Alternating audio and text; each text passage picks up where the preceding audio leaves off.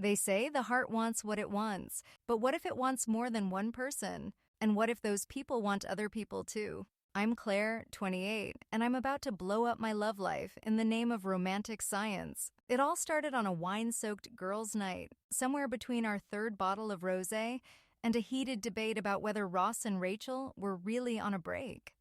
"I'm so sick of dating," I groaned, face planting into a couch cushion. It's like trying to find a parking spot in Manhattan on a Saturday night, impossible and likely to end in tears.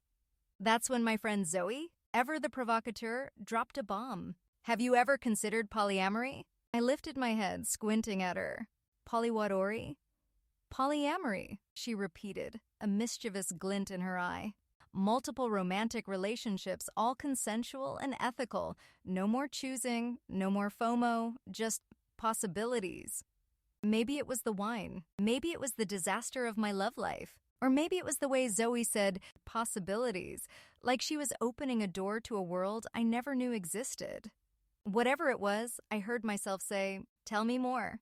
And that, dear friends, is how I ended up on a 3-month journey into the world of ethical non-monogamy, a world that would challenge everything I thought I knew about love, jealousy, and myself. It started innocently enough. I made profiles on poly-friendly dating apps, bought a stack of books with titles like The Ethical Slut and More Than Two, and informed my mother I was expanding my romantic horizons.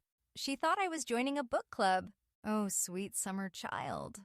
My first date in this brave new world was with Tom, a charming artist with a man bun and a penchant for quoting Nietzsche. He was already in a long-term relationship with his partner, Sam. "So, how does this work?" I asked over coffee, trying to sound nonchalant while internally freaking out. "Do I need to meet Sam? Is there a schedule, a spreadsheet?" Tom laughed. "It's not as complicated as you think. Communication is key. Honesty is non-negotiable.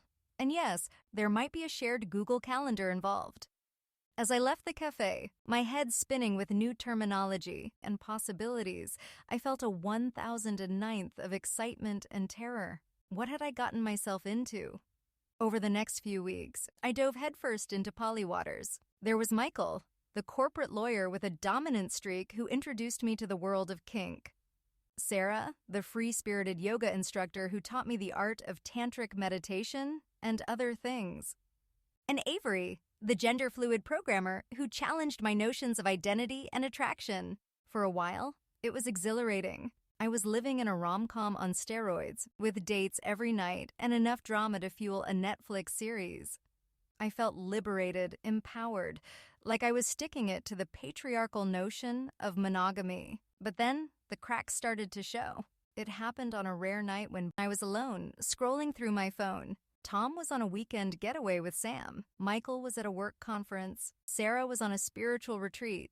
And Avery was, well, I wasn't sure, because we had a don't ask, don't tell policy. As I sat there, surrounded by silence instead of the usual chaos of my new life, a feeling of emptiness washed over me. I had multiple partners, but at that moment, I felt utterly alone. The next few weeks were a roller coaster.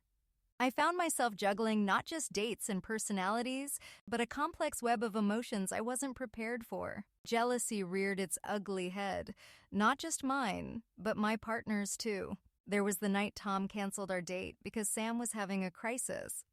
The passive-aggressive text from Michael when he saw my Instagram story with Sarah.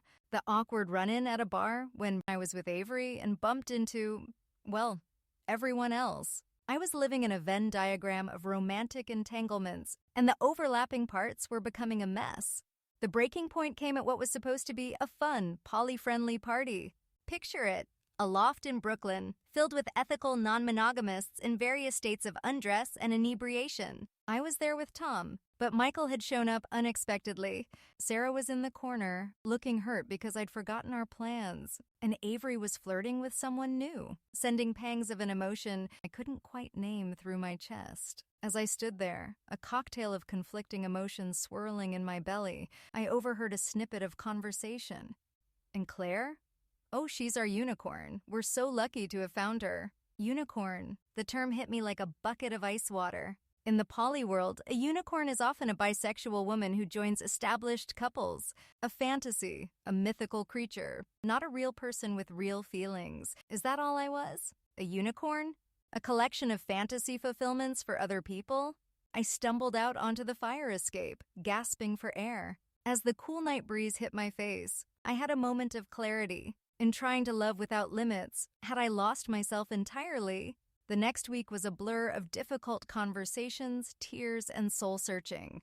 I ended things with Michael, took a break from Sarah, and had a long, honest talk with Tom and Avery. As I sat in my apartment, alone for the first time in months, I realized something profound. The problem wasn't polyamory itself. The problem was that in my quest to explore all possible connections, I'd neglected the most important relationship of all, the one with myself. I picked up my phone, hesitated for a moment, then made a call. Zoe, remember that polyamory thing? I think I'm ready to talk about it. 3 hours and 2 bottles of wine later, Zoe and I had dissected every aspect of my poly journey. The good, the bad, and the spectacularly messy. So, Zoe said, refilling our glasses, what's the verdict? Are you swearing off polyamory forever? I took a sip, considering. No, I said slowly. I don't think so. I've learned too much about myself, about what I want and need in relationships. But I think I need to take a beat, figure out who I am and what I want before I try to be everything to everyone else. Zoe nodded, a knowing smile on her face. Sounds like your experiment was a success then. I raised an eyebrow. How do you figure? Because, she said, clinking her glass against mine, the whole point of an experiment isn't to prove a hypothesis right or wrong. It's to learn something new, and it sounds like you've learned a lot.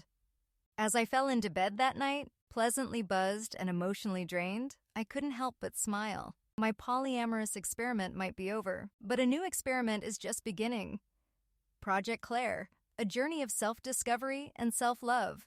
The lessons from my poly journey had taken me in a direction I hadn't anticipated. I realized that whether in a monogamous relationship, a polyamorous one, or something in between, love isn't about fitting into molds. It's about understanding what works for you and what doesn't. I had entered this world thinking I could juggle multiple relationships and expand my horizons. And while that was true, I hadn't expected the magnitude of introspection that would follow. For the first time, I saw love as a spectrum, not just between people, but between the parts of ourselves we learn to embrace over time. I started asking myself harder questions. Was I poly because it felt freeing, or because I was afraid of commitment? Did I crave multiple partners, or was I running from a deeper need for emotional security? The more I reflected, the more I understood that there's no right answer. It's all about personal growth, and the love I'd been neglecting the most, it was the one I needed to cultivate with myself. I had always thought of romantic love as the ultimate validation, proof that I was worthy. But now, after my whirlwind of polyamory, I could see that the most important validation came from within. So, what's next for me? Maybe I'll try polyamory again with a clearer head. Maybe I'll find that one person who aligns with who I've become. Or maybe, for now, I'll enjoy the beautiful mess of simply being Claire. The Claire who knows that it's okay to ask for what I want, even if that's just space to breathe. As Zoe likes to say, life's an experiment. And this chapter of my life, it taught me that sometimes the biggest discoveries come when you stop looking for the perfect equation and just let life unfold. Because love, whether it's with one person or many, is always evolving. And so am I.